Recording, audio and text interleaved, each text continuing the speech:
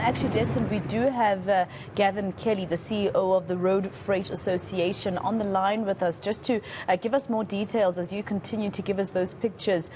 Gavin, thank you very much for speaking to us here on eNCA. The N3 is a very important road when it comes to our economy in the country. What would this mean in terms of our trade? Hi, Maseko. I'm sorry I didn't hear what Desmond was saying, so I can't comment on that. But you're quite right. The N3 is a very important route for us. It is the route that connects the largest harbour in South Africa as close as possible, or with the shortest route up to the north. So it's a very, very important corridor for our neighbours to the north and other countries within Africa to move their goods. And then, of course, even though it just connects a port and the exit at the top of the country, it is also this vital artery through the country. It is supplying various regional routes and secondary routes that move through KZN and Mpumalanga, Gauteng, and obviously up into Limpopo and Northwest. So once you start fiddling with this route, it isn't only exports and exports that you affect, it is the local strategic movement of cargoes that might come from agricultural sources, so they're first-level products, it's foodstuffs that need to go onto production facilities, and these might be in the Gauteng area, or they might be somewhere else in the country. So really, you've put your spoke or your stick into the right place of the spokes of a bicycle, and you're really now causing havoc by stopping this freight moving freely along this corridor. It'll have a tremendous impact in terms of lots of businesses who aren't directly transporting, but are reliant on the goods being transported to them. And I understand that you've written an open letter to the president. That's correct, and it wasn't the first time we've done this. We did it in 2020, you recall, before those heady days of COVID-19. And what we've said to the president is we need to stop this, because the impact is going to have huge ramifications for us as a country in terms of being seen as a safe, dependable, efficient, reliable piece in the logistics hub of the world. Remember, we play that role in the world. And then we have a number of international businesses or industries or companies or investors, call them what you like, who are watching this. They're watching this with horror. It's becoming more and more frequent. We don't seem to be able to deal with the issues. These issues, and especially this issue on the N3, has been around for about 5 years. We're talking about the whole foreign driver being employed in South Africa, or the whole foreign national being employed in South Africa matter.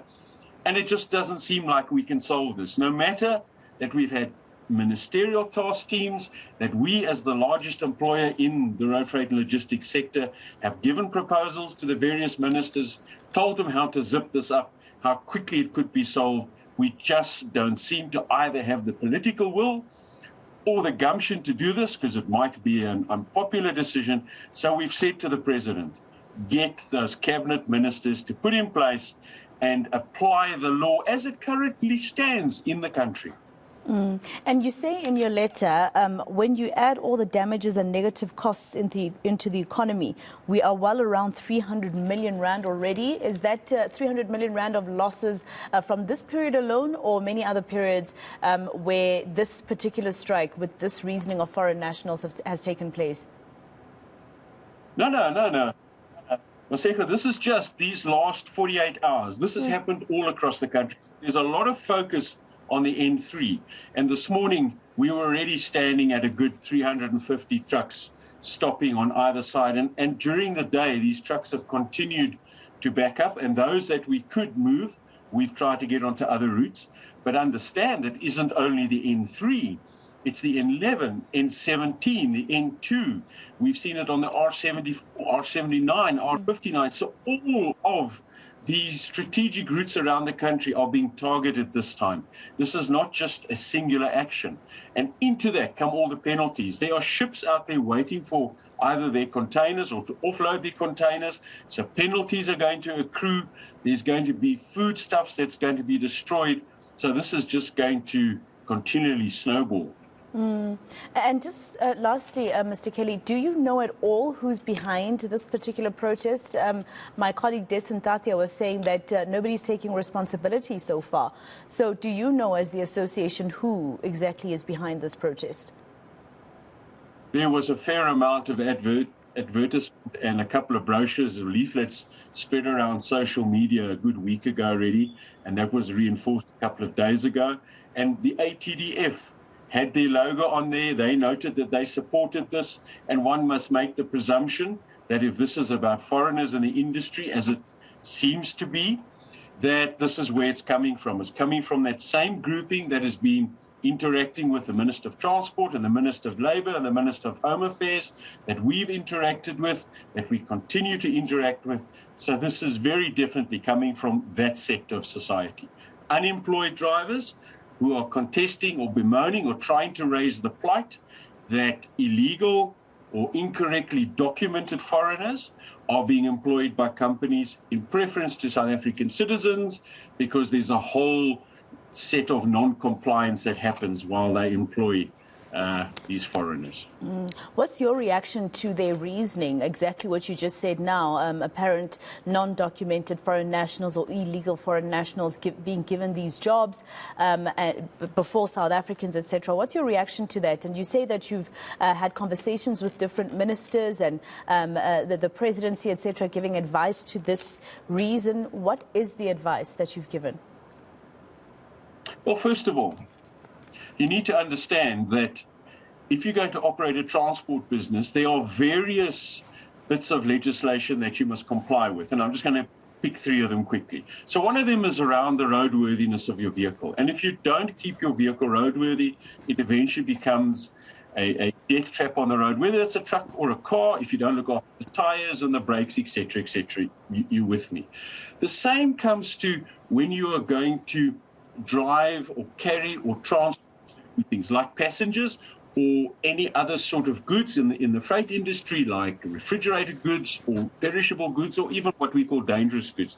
There's sets of legislation that you need to adhere to ensure that other road users are safe and that your cargo remains safe.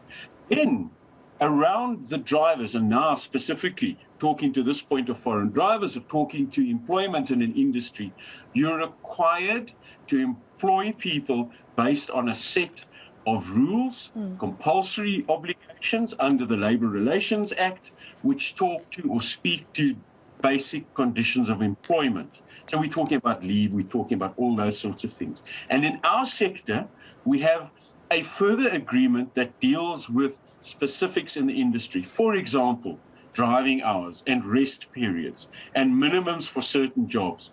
And you are required to register your employees with the National Bargaining Council, all those sorts of things. And we've said to the various ministers, you can have the best legislation in the world, and we have the best legislation in the world.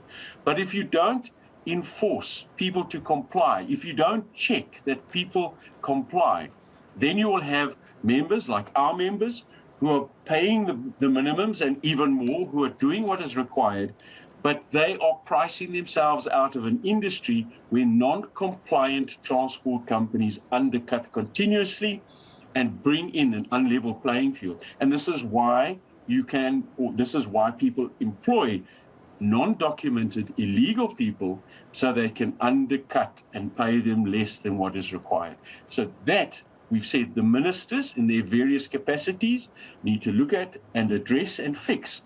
If foreigners are going to come into the country, they must have work permits or whatever permit is required to allow them to work. And they must then be paid the same that a South African citizen would be paid. All right. Gavin, thank you very much for your time here on All Angles. That was Gavin Kelly, Road Freight Association CEO. But let me come back to you, Des. And at some point, I saw you actually hovering over an area where it looks like there is some blocking with trucks parked there. Exactly which road is that?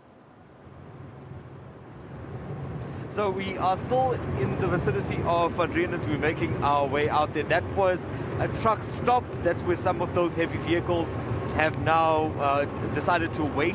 They are off to the side of the road. You'll see here as we approach the toll, it's a similar situation. There are trucks that are off to the side, and this has been also the advice of authorities to prevent adding to that backlog that we are expected to see. So the idea is to clear all of this additional traffic out before they can really fully deal with the problem. But as I said, it's an unusual sight to see the toll, to see the N3, to see this particular area looking like this at this stage, especially on a public holiday, Maseko. Right, Des Tathia in the skies for us, checking out exactly what it'll look like on different roads as that truck protest continues. As you heard, the N17, the N3 and a lot of other national roads have been affected.